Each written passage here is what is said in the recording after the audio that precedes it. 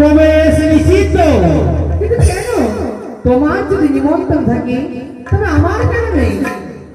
আজকে তোমার এই দেব সভায় কোন নিমন্ত্রণ নাই। এই মুহূর্তে তুমি দেব সভা পরিত্যাগ করো। ভুলে যেও না আমি তোমার ঘরণী।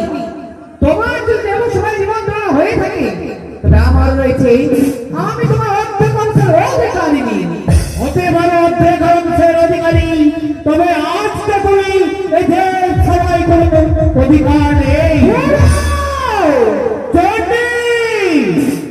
তুমি যদি ভৈরব হও আমি ভৈরবী, তুমি যদি শিব হয়ে থাকো আমি শিবানী, তুমি যদি মহাকাল হয়ে থাকো আমি মহাকালী। আমি বলি শোনো শোনো, তোমার বুদ্ধির বিপরীত ঘর খাওয়ার তুমি করো নিত্যকে। শোনো শোনো